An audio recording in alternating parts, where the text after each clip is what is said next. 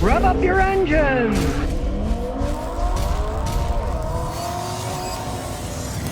There's an interesting car you don't see that much of. It's a 2020 Acura ILX. And they don't make them anymore. They made it for about 9 years. The reason they stopped making them was because, just like the Americans, they're starting to give up with four-door sedans. So, instead of this, when they stopped making this, they had the Acura Integra. They brought back the name Acura Integra, but it's basically this car with a hatch on it. They just called it Acura Integra. It's a hatchback, because they know people want hatchbacks, so that's what they went for. There's absolutely nothing wrong with these cars.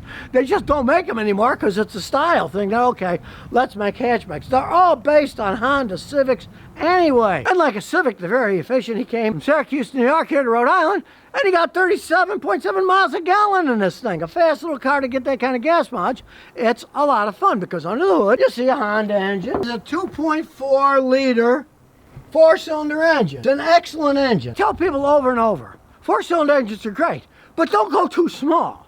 Now all the new stuff, they're going to 1.5, 1.3, some even three-cylinder engines, and they can soup them up with GDI, turbocharging, and they'll have a lot of horsepower and go, but they will wear out faster. This 2.4 liter engine, I would predict probably go 300, 400, 500,000 miles. Get that out of a 4 or 3-cylinder turbocharged car. You won't. You just won't. And in this case, great gas mileage, 38 miles a gallon on a highway, and nice speed. You don't need to turbocharge it. It's 2.4 liter proven Honda 4-cylinder technology. Marvelous engine is hooked up to an 8-speed dual clutch automatic transmissions. If you know anything about those, they shift like a dream. You can shift them manually if you want, but the computers are set up quite well to do whatever you want. If you want to put it in manual, go right ahead, you know? But it's not one of those crappy CVT transmissions that slips and slides, brakes cost a fortune. Honda has great engineers. It's their own transmission, and they know what they're doing when they make them. We'll take a look inside. And there's the transmission. Like I say, if you want, you can use the paddle shifters to shift it up and down, or you can just put it in drive and leave it that way. Now start her up. Honda starts right up. Got to push that button. Look at this. I love it.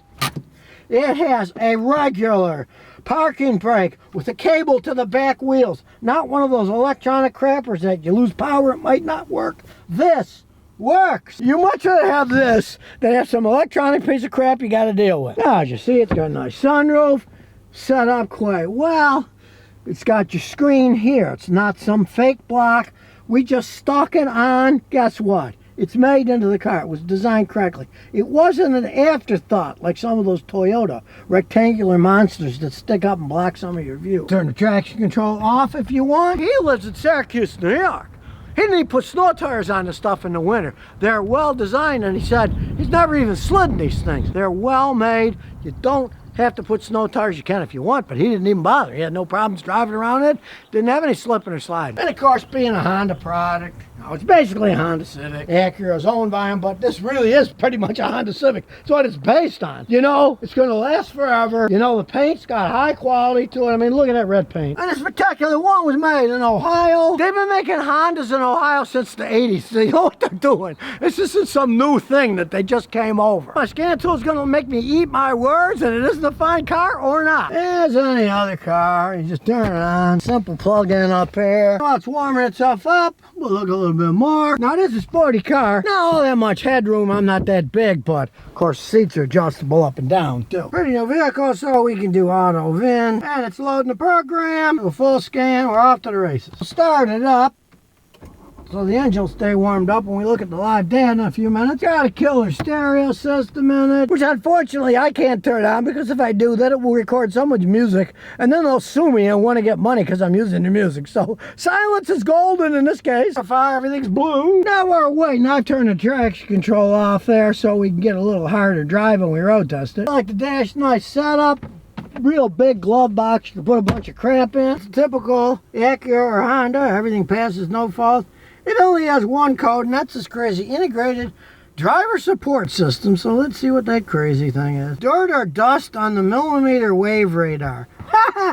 Okay, well, we'll erase that code. Turn the engine off. And we'll go to live data, see what kind of shape everything's in.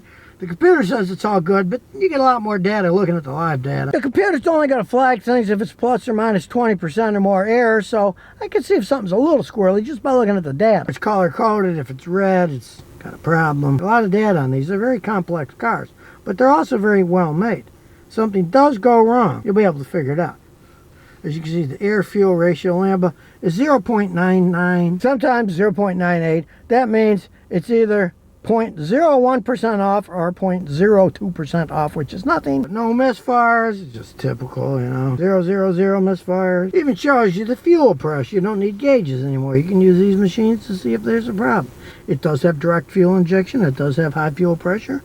And rather than taking it all apart and getting leaks in the system when you put a gauge on, you can just read it right here. Now let's take it for a spin. Well, before we take off, I told him to hit that one code for the dirty sensor for the radar, and he said, you know, that kind of makes sense. I was using a cruise control, and sometimes it would turn itself off and act wacky because the sensor's dirty. That's how particular these things are. So wash your car more often if you got a car like this. All right, we're going to put it in sport mode, so now it's going to go faster.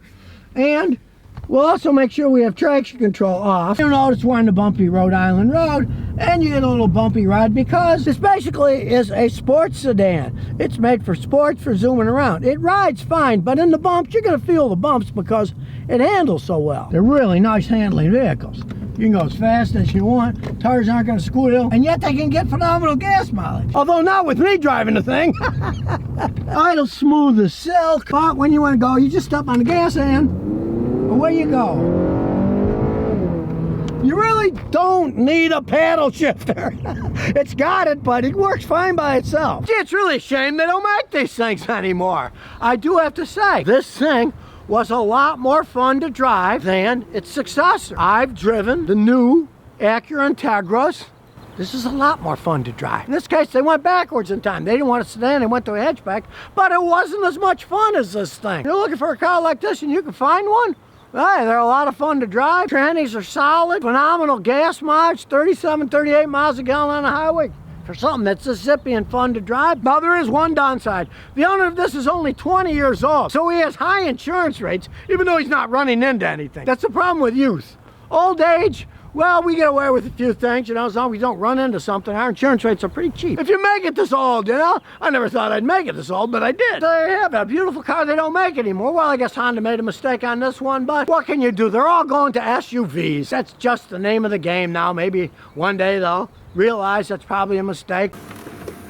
And here's some bonus questions and answers. Idle Branch 31 says, I have no acceleration from a red light. I got a 2007 four-wheel drive Mercury Mariner. I stopped at a red light and it won't move. The engine revs, but the transmission won't move in either direction. It will go into neutral and show driver reverse, but it just won't move. Tranny fluid looks dirty, but there's a burning smell from under the hood. Help. All right. Well, I hate to tell you, but, you know, you got a Ford, a Mercury Mariner 07. The weakest thing is on a transmission. Your tranny just went out. If you're lucky, if it was leaking and you can check the fluid level, maybe it's low on fluid. If it's low on fluid, it can start slipping. But if it's full of fluid and it's dirty, your tranny's shot. It's gone. You're going to have to rebuild the thing.